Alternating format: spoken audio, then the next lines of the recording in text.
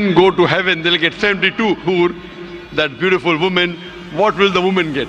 The same question was asked to Hazrat Aisha, may Allah be pleased with her, who's the wife of the Prophet. So the wife of the Prophet replied that the woman will get that which your heart hasn't desired, what your eyes hasn't seen, what your ear hasn't heard about. So inshallah, if you go to heaven, you will get something good which inshallah you'll be satisfied. But the question is, first you have to enter heaven. If you don't enter heaven, you won't get that something which is good. This happened in Alabama. A Sunday school teacher was going on full fire. Full fire he was going on in his rhetoric, and he stopped and asked, "What do you have to do to go to heaven?" Little Tommy in the back bench stood up and said, "You gotta die first." You got to die first, that's a qualification. And when you die, if you have not done anything eco-friendly, one good thing you will do, we will either bury your body or burn your body or cut it and put it to the birds, depending on what culture you come from. You come to the fold of Islam so that you go to paradise, you go to heaven, otherwise you don't go to heaven. So you left your body here and went to heaven. What is in heaven, you must know. You know what's in heaven? Oh, you must know, you're going In Hindu heaven, food is good. If you're a foodie, that's where you go. In another place, there are white-gowned ladies floating around in the clouds. If you like that kind of ambience, you go there. In another place, you'll encounter virgin problems. If that's what you're looking for, that's where you go.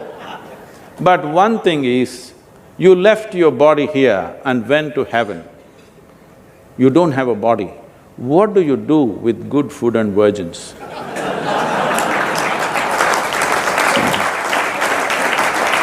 We believe that he was one of the mightiest messengers of Allah subhanahu wa ta'ala. We believe that he was the Messiah, translated Christ. We believe that he was born miraculously without any male intervention, which many modern day Christians today do not believe. We believe that he gave life to the dead with God's permission. It's become so much a part of our daily language, I believe this, I believe that, then I believe other things, everything. Belief essentially means you have concretized your assumptions about life and beyond. Seeking means you have realized that you do not know. I do not know is a tremendous possibility. Only when you see I do not know, the possibility of knowing becomes a living reality for you. I know any number of teachers around you are going about feeding you philosophies and explanations for everything that is not in your experience. People have been talking about gods and heavens and this and that with great confidence and authority. Have they seen? We believe that he healed those born blind and lepers with God's permission. If you talk about something which is not yet in your experience, to put it bluntly, you're just a bloody liar. That's what it means. But because lies are holy, lies are written in scriptures, lies are repeated by all kinds of people who are dressed in different ways, which are supposed to be holy though ridiculous, because of this, you're not supposed to question these words. Anywhere you go, first thing is people say, "Sadguru, what about the soul?" I ask them, which soul, right or left? In yoga, you may have to say certain things like Om and narrate and chant certain things. All these things may lead to shirk.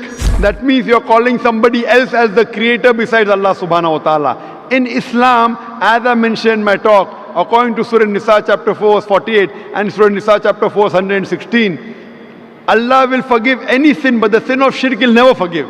Shirk is associating partners with God. So if you associate anyone else with God, call anyone else God besides the true God Allah, then it is shirk. Shankaran Pillai went to Britannia. Can I? Yes. Shankaran Pillai went to Britannia Industries to find a job, So they were looking for a really smart, far-seeing sales manager. So they asked him one question, which is further, Mumbai or moon? Shankaran Pillai thought. He said, Mumbai. He said, what? Mumbai is further than the moon? He said, yes. How? Well, I can see the moon, I can't see Mumbai. It doesn't matter what you identify yourself with. It doesn't matter in which way you're brainwashed. But you must understand, human mechanism is not your making, it is nature's doing. A profound understanding of that and